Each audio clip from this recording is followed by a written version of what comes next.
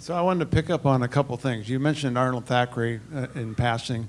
I was just at the SHOT, which is the Society for History of Technology annual conference, their 49th. Their estimate is there are something like 400 computer historians working in the world today, 400. And we talked about bad books are better than no books. And I'd just like your perspective on how groups like this could help drive things in more areas than just Silicon Valley. How about Leslie? So you better do it, yeah. Taking a shot at that. Well, I'm afraid I didn't quite understand the question. What do you mean drive things in areas other than Silicon Valley? Well, you made the comment, Leslie, that there's a lot of amateur historians, or if you will, sort of practitioners that play at the game, and there was this illusion that a lot of the stuff is bad that Alan was saying. They get it wrong. I can pretty much say every book on Silicon Valley I think is flawed, so... Flawed is very kind. That's very kind. Yeah, but my view is there are probably 40,000 people that could join those 400 people if we had them appreciating much more the kind of issues you've outlined tonight.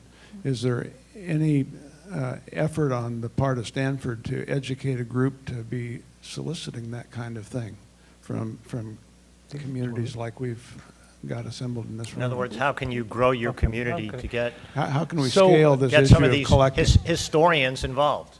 Let me divide into two problems, one of which I think is scalable, and the other one maybe not so much. And the two problems, I think, are gathering documentation to make it possible to tell the stories, which I think is very scalable. This is where oral history comes in. This is where getting people to collect things comes in. It may go into chronicling, if you will, building timelines, that kind of thing.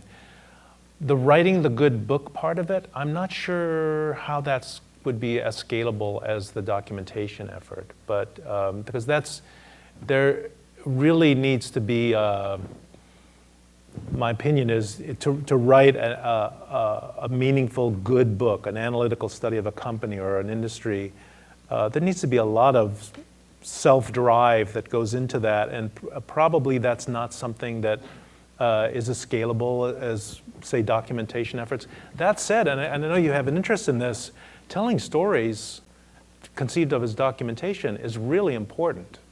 And anything that can be done to get those stories out, to get information out about, like, in the case of Lockheed, where there isn't documentation, getting stories out about it, getting people to deliver information that's not otherwise available, I think that would be a very scalable project that could be organized and managed, much as we have with Silicon Genesis, for example. I think that's probably the low-hanging fruit as far as doing something that could be scalable. The gentleman had asked about oral histories. I suggest you do a Google search on Silicon Genesis, and you'll get how many, 20, 30 videos?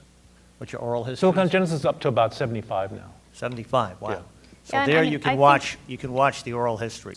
Let's give them a round of applause, and we have to close the session now because we are right at our deadline of 8:30. So thank you very much for excellent perspective.